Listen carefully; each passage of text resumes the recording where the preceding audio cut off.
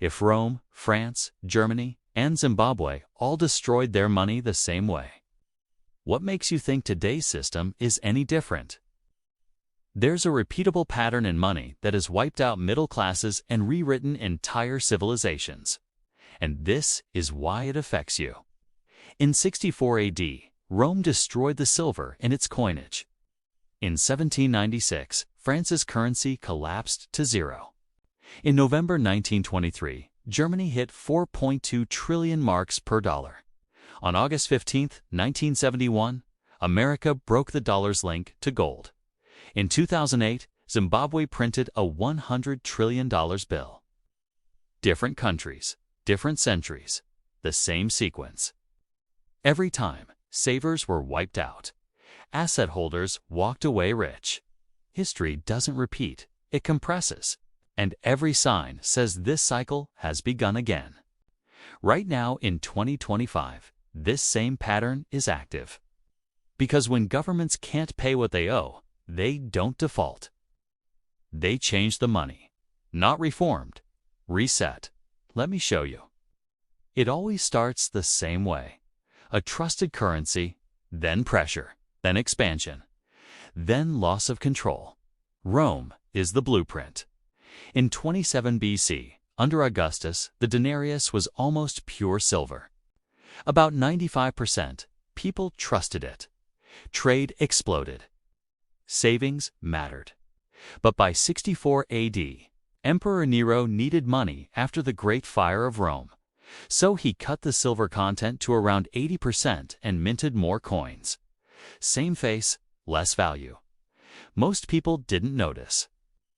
That's the point. By 215 AD, Emperor Caracalla introduced a new coin, the Antoninianus, claiming it was worth 2 denarii, while putting in only about 1.5 times the silver. State-level fraud. By 270 AD, Roman coins were under 2% silver. What happened? Prices rose nearly 1,000% over a century. A measure of wheat that cost about 100 denarii in the 2nd century could cost tens of thousands later. Who lost? Soldiers on fixed pay, merchants with savings, small landowners.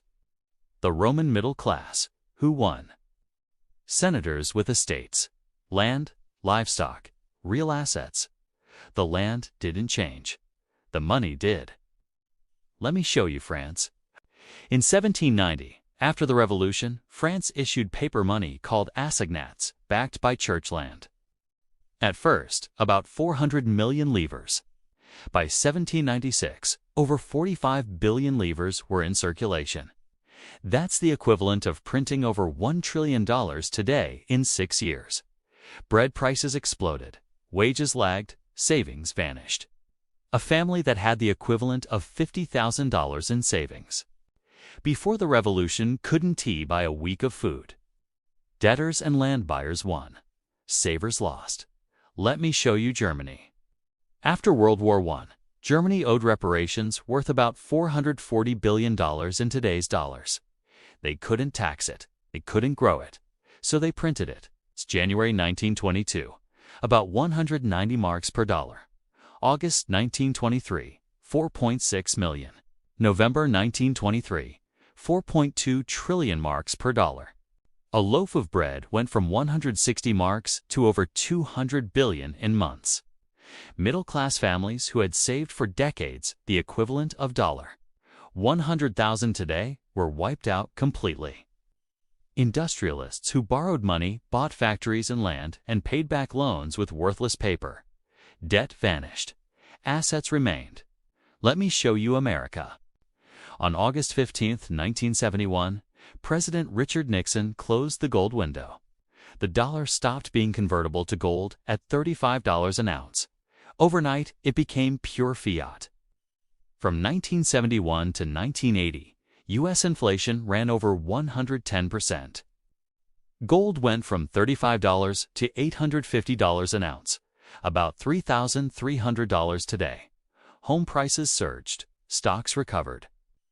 Cash savings lost more than half their purchasing power.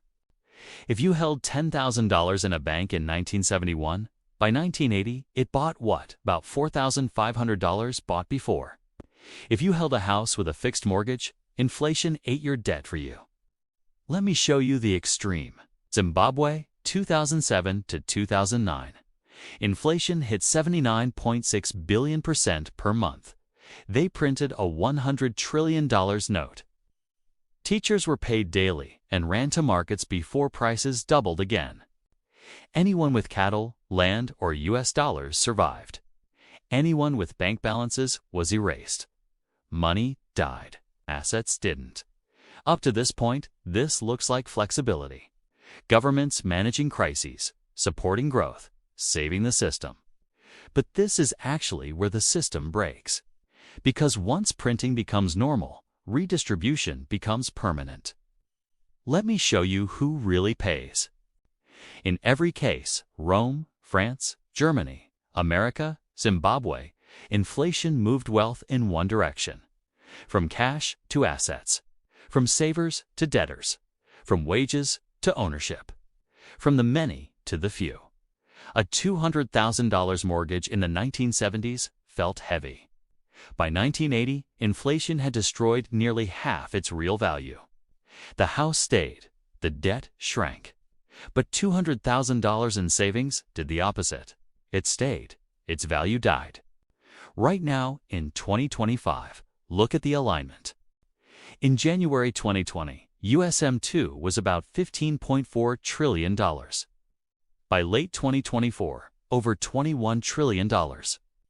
That's roughly $5 minus $6 trillion created in under 5 years.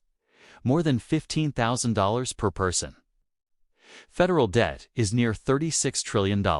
Interest alone is over $1 trillion a year, about $3,000 per American every year, just to stand still. The Federal Reserve still holds around $4 to $5 trillion in treasuries. Foreign buyers hold less than before. Rome printed to pay armies. France printed to survive revolution. Germany printed to pay reparations.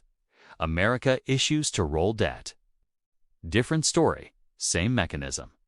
Here's what this means for you. Not advice. Just mechanics. If your life runs on wages, your income adjusts slowly. If your savings sit in cash or fixed bonds, they don't adjust at all.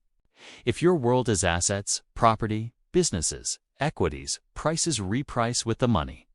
Second-order effects follow. Rents chase home prices. Home prices chase credit. Credit chases policy. Policy chases debt. Money changes first. Prices follow. Society adjusts last. Let me show you the full cycle. First, trust. A stable unit, growth, then stretch. More spending. More promises. Then strain. Printing becomes normal. Then reset. Old money loses. New system begins. Rome did it. Revolutionary France did it. Weimar did it. The post-$1,971 system is doing it. This has happened at least 8 times before. Different centuries, same outcome. And this doesn't end here. If this changed how you see money, debt, and stability, subscribe if you want to understand how systems really work. They're not going to teach you this in school. Not going to teach you that money is neutral and inflation is accidental. But history shows something else.